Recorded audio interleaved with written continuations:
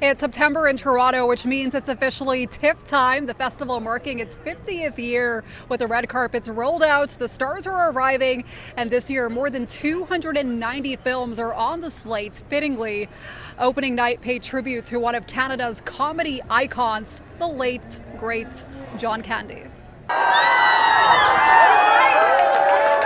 That's Ryan Reynolds and Colin Hanks stepping out of the same car from planes, trains, and automobiles. The pair are behind I Like Me, a new film celebrating John Candy's life and legacy. Magnificent of visage, eyes and frame, a titan of a gentle, golden man. Well, you think what you want about me. I'm not changing. I like me. Hanks, who directed the film, grew up with Candy as a family friend, while Reynolds, who produced the documentary, says he idolized him from afar. John made you feel like you were one of the most important people in the universe. He really had that skill. And look, I was a little kid, I wasn't older than maybe 7. But the impression that he gave me was that my opinion mattered. It was the first time I really internalized a guy who could give a performance that's both vulnerable and hilarious at the same time. And it was just, for some reason, it really sunk in for me, and it created a kind of a love for John that that went away in 1994, and frankly, that hole's just kind of never really been filled. Among the many stars on opening night were Candy's children, Christopher and Jennifer.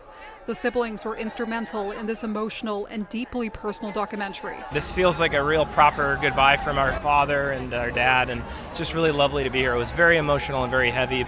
Oh man, I think it's just the legacy of being human and comedy and kindness and caring and all of that stuff. And Prime Minister Mark Carney made an appearance, thanking TIFF organizers and volunteers while pointing to the festival's cultural impact. Brought Canada and the world closer together, drawing nearly 500,000 people to Toronto each year, 500,000 people to Toronto each year, generating, of course I'm an accountant, generating more than 240 million for the Canadian economy.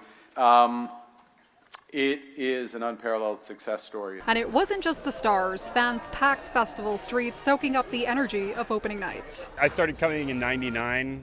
This is my 7th, and we got married in 2006 and spent our 1-year anniversary in 2007 at the Toronto Film Festival. What makes this festival so special? It's just the energy, and it just makes me very proud to be a Torontonian.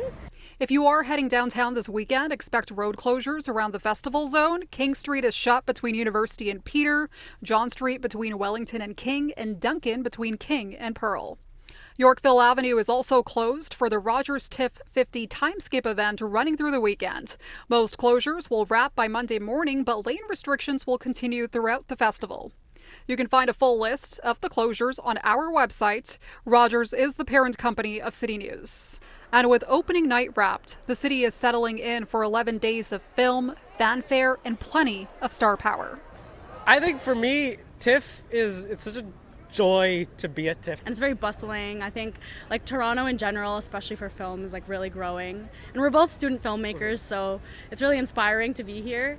Yeah, I just love watching movies. I love watching movies. I love watching a lot of movies. Last time we saw I don't even remember how many, but it was a great time. And a quick heads up for the commuters, the TTC says streetcars like the 503 and 504 are being detoured around festival streets. The festival runs until September 15th. At the heart of the action, Jazan Grewal, City News.